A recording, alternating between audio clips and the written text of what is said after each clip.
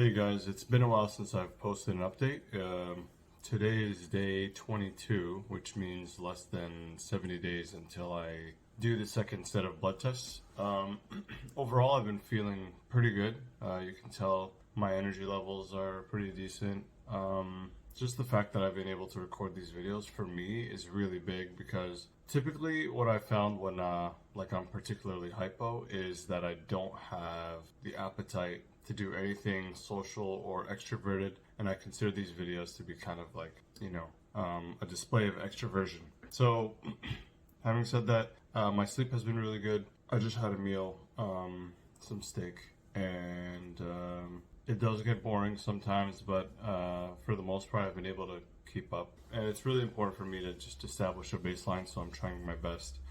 But yeah, in terms of benefits so far, my sleep is good. I feel like I can handle a lot more in terms of stress without feeling the stress. So basically, what I've found is two things. There are moments in my life where there's a lot going on, and I either have the physiological capacity to deal with it or I don't. So sometimes a lot's going on, but I'm really good at taking it and kind of making the most of it and not feeling overwhelmed. Even if it's a lot of stuff, like even if it's stuff that I can't handle, I end up feeling at peace and feeling like whatever it is, I'll be able to conquer it. And then there are moments in my life where I don't have as much stuff going on, but physiologically I feel more anxious or tense. And those few things, which are not even a big deal, will feel overwhelming. And when I'm eating this way, I feel like more often than not I'm able to kind of do what I need to do, ignore the noise, just feel a sense of calm and get through the day without overwhelming myself, even when there's just a ton of stuff back to back to back. So that's pretty big. That's a huge advantage and benefit for me and it's very subtle. It's like even if I was eating quote unquote healthy, but not this way, I feel slightly more on edge, slightly more tense in situations that are perfectly normal to feel anxious about. But I just feel like I can handle a lot more. So, that's just one big benefit that I wanted to highlight. My sleep has been really, really deep. On days when I don't eat correctly, like either I eat too little or too much, which does happen still because my digestion seems to be modulated by my thyroid function. So I have to kind of be careful not to overeat or I did Korean barbecue and I tried to keep it as high fat as possible. And I also ate late in the night, so that affected my sleep. When I don't do any of that though, and I eat pretty strict and I finish eating around 5 or 6 p.m., I sleep like a baby. And a lot of people will say they sleep like a baby, but it's all relative. So, the difference for me is night and day, pun not intended. It's like when I go to sleep, I dream more. I remember the dream more. Like as soon as I wake up, I feel like it's really clear in my head. Whereas before, I either don't remember or it's very fuzzy. So that's something I've noticed. Also, my muscles, like cramping or tenseness, like my lower back, is much better when I'm doing well. Like if I eat late in the night, I'll notice it. It's not like a big deal or debilitating or anything like that, but I'll notice that there is a little bit more tenseness. So that's improved too. Cognitively, I feel sharper at work. I feel like I'm on top of my game. I can think through problems faster. I can think creatively, and more importantly, I can get what I need done in a timely manner without feeling flustered. I still need to be organized because my memory, is not perfect like it used to be. But that could just be an age thing or unrelated to the thyroid. I know that this diet or way of eating helps with memory because you're getting a lot more omega-3. On that note, I wanted to talk a little bit about my experience with the vegan diet, because a lot of people have asked me, well, why you're eating this way and not another way. So I've tried the vegan diet. If you're not familiar with carnivore, basically the idea or premise behind this way of eating is that you are, first of all, primarily removing anything that does not benefit your body. So That sounds kind of ironic considering the general medical consensus believes that vegetables are good for you no matter what, right?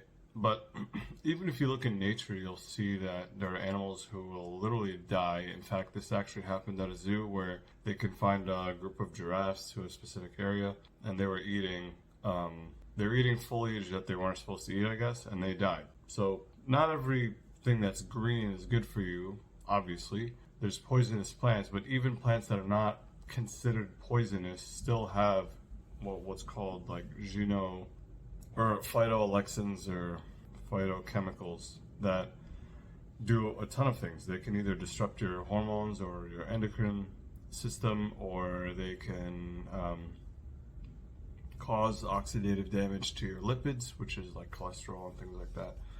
So, and then the theory behind that is, well, animals, they can run away, they can basically protect themselves with their teeth, with their claws, with their ability to escape, with their camouflage. So they've developed all these mechanisms. And the reason for that is so that they don't get driven into extinction by animals that eat them. That makes sense. It's obvious. So if that's obvious, then why would a plant be delicious, nutritious, calorie dense, and not have any mechanisms to defend itself against, inevitably, insects and birds and all sorts of animals that could eat it? So the phytochemicals in plants, and there's many of them.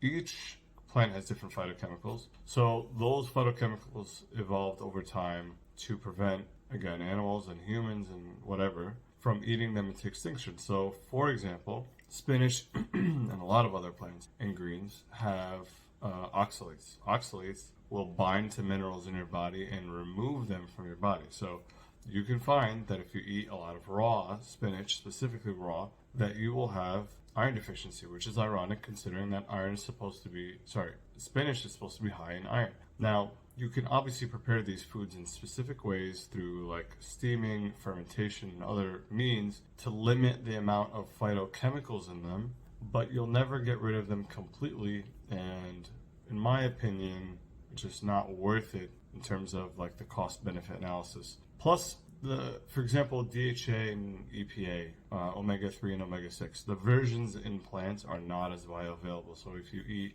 omega-3 from plants, your body has to do this processing, an enzymatic process to get the omega-3 converted. And the thing is, if you eat too much omega-6, that same enzymatic process will not be available to convert the omega-3 to the more bioavailable form of omega-3 that your body can use. So what happens is you end up having more omega-6 than omega-3, which obviously can cause issues.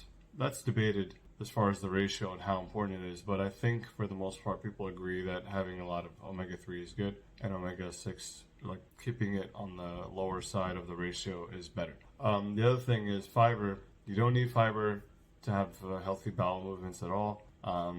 There's evidence of this everywhere. There's even a study that shows that if you're constipated, the best thing you can do is remove all fiber from your diet, which is, again, very strange because everyone's used to hearing that you need fiber to go to the bathroom and all that stuff. You don't.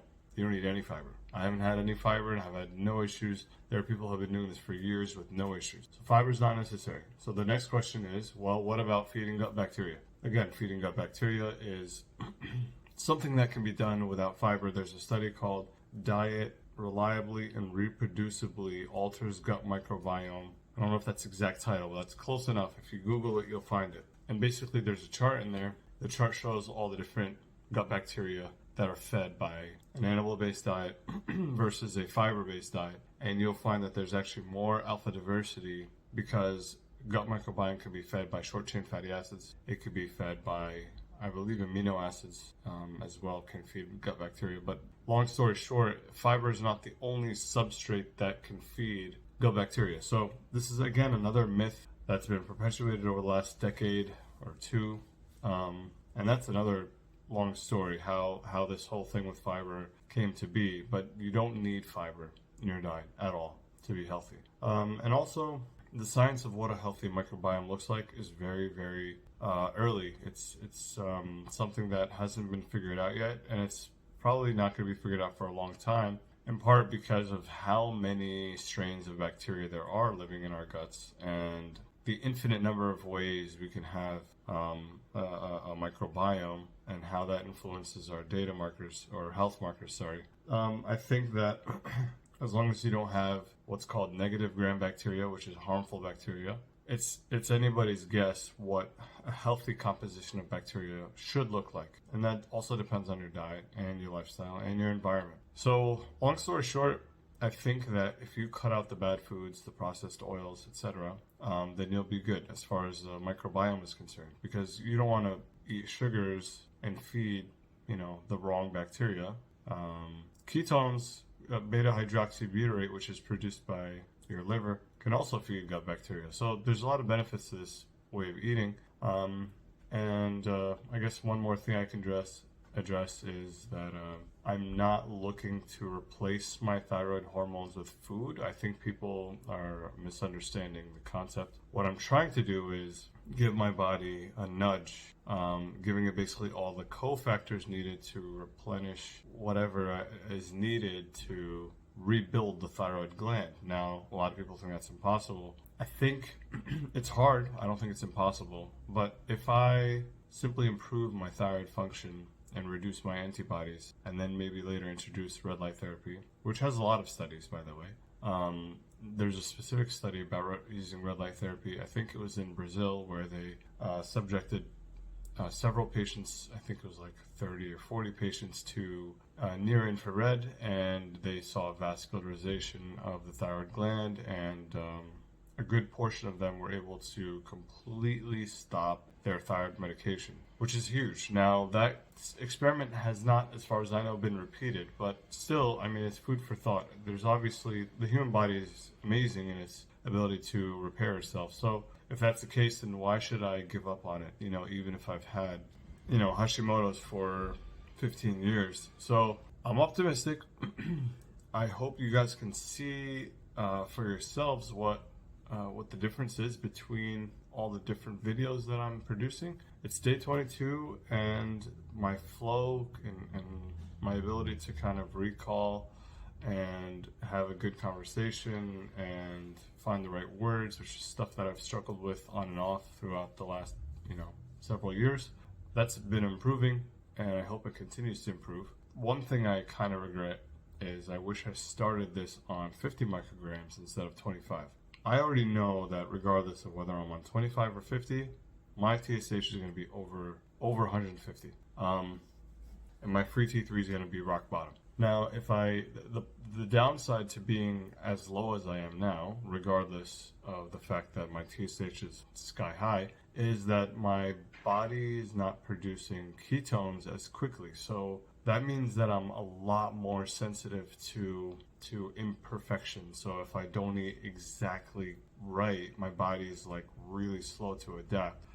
So if I was on 50 micrograms or 75 micrograms of T4, that would give my body a little bit more leeway for mistakes. So my metabolic output, you could say, or my ability to generate ketone bodies would be higher. And that means I would be able to exercise a little better or a little harder or a little longer. But, I even thought about bumping up my dose and then resetting the 90 days and then doing another blood test. But the problem with that is if I started the test at 25 and I ended at 50, people will come to me and say, oh, your all the improvements in your markers have nothing to do with your diet. I wanted to avoid that as much as possible.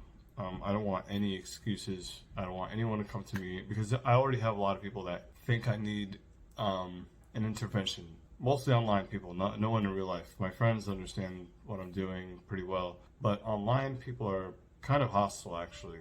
They're very, very first of all, they're anti-low carb for various reasons, and I can get into that in a separate video.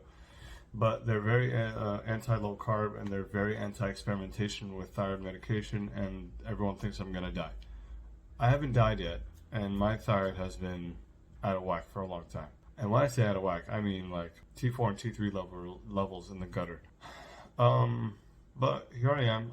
I'm still optimistic. I feel good, and I'm going to continue doing this. Thanks for watching.